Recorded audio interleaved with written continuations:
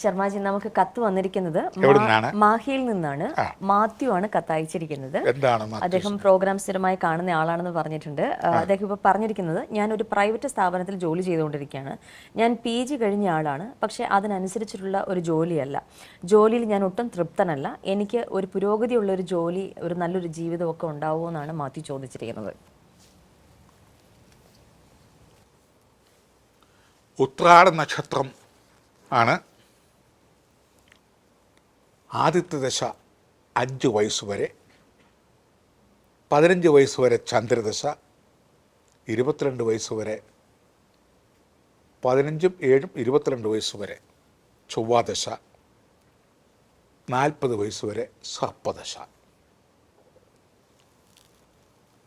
പൊതുവെ PG ഒക്കെ എടുത്ത ആളാണെങ്കിൽ പോലും പ്രൈവറ്റിൽ അത്രയും ശമ്പളവും കാരുണ്യവും ഒന്നും കിട്ടുമെന്ന് തോന്നുന്നില്ല.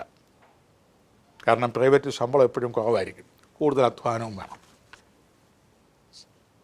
എങ്കിലും 40 വയസ്സ് കഴിഞ്ഞാൽ ചന്ദ്രകേന്ദ്രത്തിൽ വ്യാഴം നിൽക്കുന്ന ഗജകേസരി യോഗമാണ് മാത്യൂസിന്. എന്താണ് ഗജകേസരി?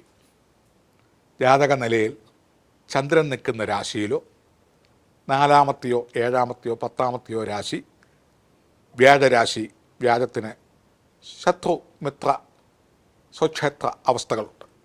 മിത്രക്ഷേത്രത്തിലോ സ്വക്ഷേത്രത്തിലോ യോഗകാരകനായി ചന്ദ്രലഗ്നാൽ 4, 7, 10 രാശി സ്വീകരിച്ച് വ്യാഴഗ്രഹം നിന്നാൽ കേസരി, ഗജകേസരി എന്നീ യോഗമാണ്. പൊതുവേ എല്ലാവരും കേസരി യോഗം എന്നും ഗജകേസരി യോഗം എന്നൊക്കെ സിനിമയുമൊക്കെ കണ്ടിട്ടുള്ള കാര്യങ്ങളാണ്. അപ്രതീക്ഷിതമായ സാമ്പത്തിക ലബ്ധി, അപ്രതീക്ഷിതമായ സ്ഥാനമാനാദി, ലോക ജനങ്ങൾ അംഗീകരിക്കുന്ന ഏതെങ്കിലും പേരും പ്രശസ്തിയും, സാമ്പത്തികപരമായ നല്ലൊരു അഭിവൃദ്ധി. പൊതുവെ ഒരു വനത്തിൽ ഒരു സിംഹം മറ്റ് മൃഗങ്ങളുടെ മേൽ ആധിപത്യത്തോടു കൂടി, അതായത് ഒന്നുകൂടെ പരിഷ്കരിച്ച് പറയുകയാണെങ്കിൽ കൊലകൊമ്പനായ ആനയുടെ മസ്തകം തല്ലിപ്പൊട്ടിക്കാൻ പോലും പ്രാപ്തനായ സിംഹം എന്ന ആ പദവിയോടും അശക്തിയോടും അധികാരത്തോടും ഗർജിച്ച് മാത്യൂസ് ജീവിക്കുന്ന സ്ഥലത്ത് ഒരു സിംഹമായി ജീവിക്കും എന്നാണ് അർത്ഥം. അതായത് മറ്റ് ജനങ്ങളുടെ മേൽ അധികാരത്തോടും ശ്വാസിച്ചും പദവിയോടും സാമ്പത്തികത്തോടും അറിവോടും അംഗീകാരവും. സിംഹത്തിന് അംഗീകാരമാണ്, വലിപ്പമല്ല കൊടുത്തിരിക്കുന്നത്. ഒരു കൊമ്പനാനെയൊക്കെ സിംഹത്തെ കാണുമ്പം മുട്ടുകുത്തണമെങ്കിൽ, കൊമ്പ് കുത്തണമെങ്കിൽ അവിടെ ആ അധികാരം കൊടുത്തിട്ടുണ്ട് ആ മൃഗത്തിന്. ഒന്ന് ഗർജിച്ച് കഴിഞ്ഞാൽ കൊലകൊമ്പം പോലും മൂത്രമൊഴിച്ച് പിണ്ടയിട്ട് അവിടെ കൊമ്പ് കുത്തും. വലിപ്പമല്ല, ആനയുടെ വലിപ്പം സിംഹത്തിനില്ല എന്ന് പറഞ്ഞ പോലെ വലിപ്പത്തിലൊന്നുമല്ല. മുഖത്തിന് ഗാംഭീര്യമുണ്ടാവും, മുഖത്തിന് നല്ല തേജസ് ഉണ്ടാവും, അധികാരമുണ്ടാവും, ഗർജിച്ച് ജീവിക്കും. ദീർഘായുസ് 1000 പൂർണ്ണയന്ത്രനെ കാണത്തക്ക, അതായത് 84 വയസ്സോളം ദീർഘായുസ്സും ശരീരകാന്തിയും സാമ്പത്തിക അഭിവൃദ്ധിയും. കാരണം മറ്റുള്ളവരുടെ മേലോട്ട് സാമ്പത്തികം ഉണ്ടെങ്കിൽ തന്നെ അതിനൊരു പദവി ഉണ്ടല്ലോ സ്വാഭാവികപരമായി. ഇങ്ങനെയൊക്കെ പോകാനുള്ള ഒരു യോഗം മാത്യൂസിന് 40 വയസ്സ് മുതലുണ്ട്. അല്ലെങ്കിലും യോഗഫലങ്ങളൊക്കെ 40 വയസ്സ് കഴിഞ്ഞാണ് സാധാരണ കിട്ടാവുള്ളത്.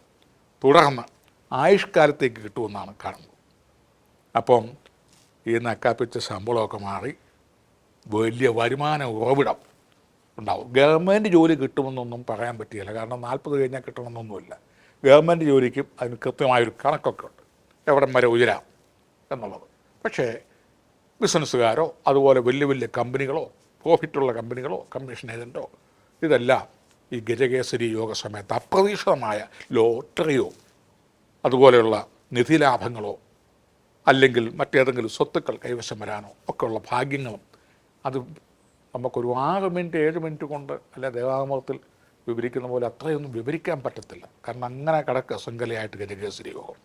അതിൻ്റെ ഫലങ്ങൾ എന്തായിരുന്നാലും അപ്രതീക്ഷിത ധനാഗമ യോഗം, ശരീരകാന്തി, പ്രൗഢി, ഗർജിച്ച് ജീവിക്കാനുള്ള അവസരം, നാട്ടുപ്രമാണി, അതുപോലെ തന്നെ ഒന്നിലധികം ഭവനങ്ങൾ, കർമ്മരംഗത്തു നിന്ന് ഇപ്പം ലഭിക്കുന്നതിൻ്റെ 100 ഇരട്ടി ഇൻകം വരിക, പേരും പ്രസിദ്ധിയും, അതുപോലെ തന്നെ ജനങ്ങൾ അംഗീകരിക്കത്തക്ക യോഗ്യത ഏതെങ്കിലും തരത്തിൽ വിദ്യാഭ്യാസത്തിലോ ശാരീരിക സൗന്ദര്യത്തിലോ അവനവൻ്റെ പ്രവൃത്തിയിലോ ധനത്തിലോ മറ്റേതെങ്കിലും പിടിപാടിലോ ഏതെങ്കിലും തരത്തിലൊക്കെ ഉണ്ടാകുക, ഈശ്വരാനുഗ്രഹം ഉണ്ടാകുക, പ്രാർത്ഥനാ ബലം ഉണ്ടാകുക, സ്വന്തക്കാരും ബന്ധക്കാരും മിത്രങ്ങളും സഹോദര്യങ്ങളും മൈത്രികളും ഉള്ളിൽ ഇനി എന്തെങ്കിലും ഉണ്ടെങ്കിൽ തന്നെയും ഒരു മുഖസ്തുതിയും വാഴ്ത്തപ്പെടുകയും ഒക്കെ ചെയ്യും.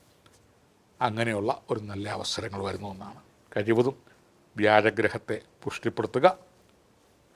വ്യാഴപൂജയോ വ്യാഴഹോമമോ വ്യാഴക്ഷേത്ര ദർശനങ്ങളൊക്കെ നടത്തി വ്യാഴാഴ്ച ദിവസങ്ങൾ കൂടുതൽ പുണ്യപ്രവർത്തനങ്ങളൊക്കെ ചെയ്താൽ ഈ ഗജകേസരി യോഗം അപ്പത്തിന് നെയ് കൂടുന്ന പോലെ അധികസ്യ അധികം ബലം ഏറ്റവും നന്നായി വരും.